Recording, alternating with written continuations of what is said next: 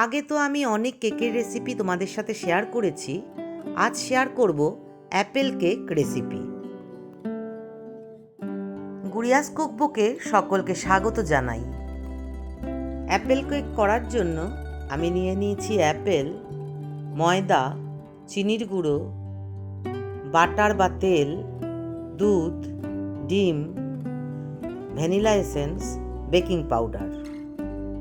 প্রথমেই একটা বড় বাটিতে আমি ডিম দুটোকে ভেঙে নিয়ে নিচ্ছি, আর সাথে নিয়ে নিচ্ছি চিনির গুঁড়োটা। এখানে 100 গ্রাম চিনিকে আমি গুঁড়ো করে নিয়েছি। নিয়ে আমি এবার ভালো করে মিশিয়ে নেব ডিম আর চিনির গুঁড়োটাকে।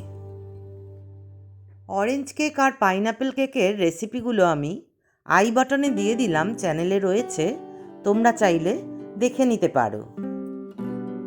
ভালো করে ফ্যাটানো হয়ে গেলে আমি দিয়ে দেব দুধটা।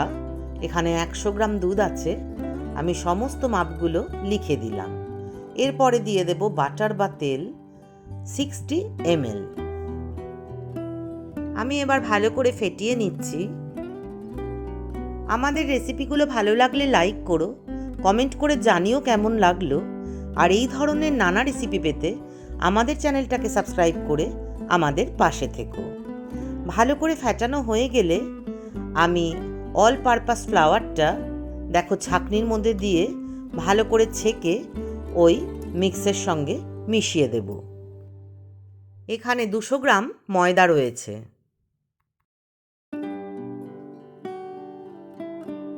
ময়দাটা ছাঁকা হয়ে গেলে আমি এবার দিয়ে দেব বেকিং পাউডার 1 টেবিল স্পুন।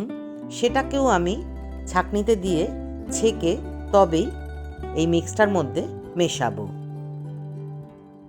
এইবার সব কিছুকে একসাথে ভালো করে ফেটিয়ে নিতে হবে। কেক কিন্তু ভালো করে ফেটানোর ওপর নির্ভর করে যে কেকটা কত নরম হবে।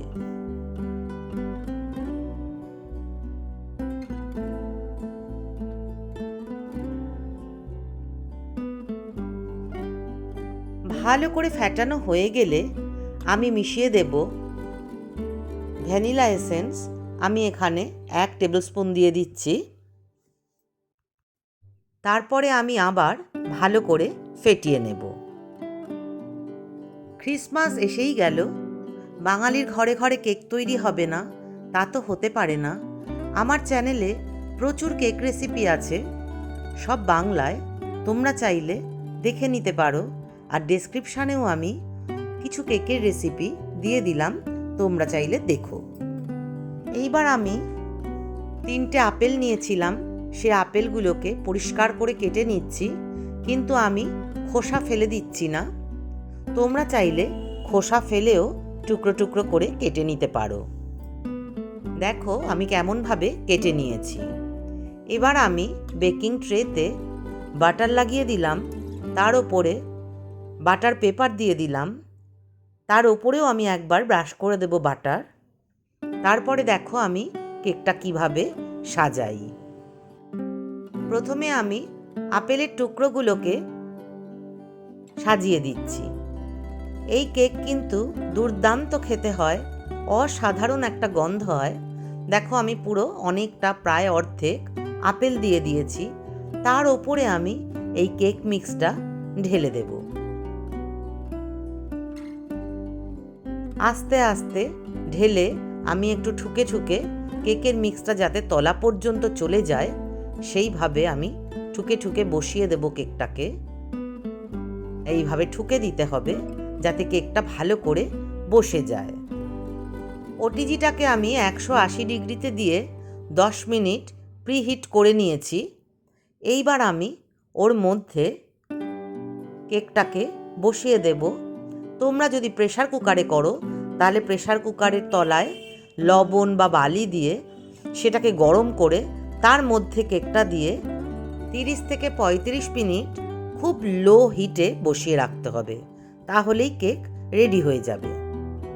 আমি যেহেতু ওটিজিতে করছি, আমি 180 ডিগ্রিতে 35 থেকে 40 মিনিট কেকটাকে বেক করব।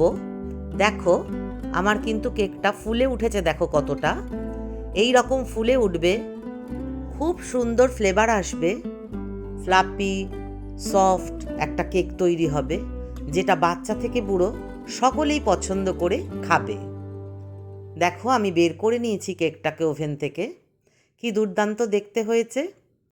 আজকের মতন টাটা, আবার দেখা হবে অন্য কোনো দিন।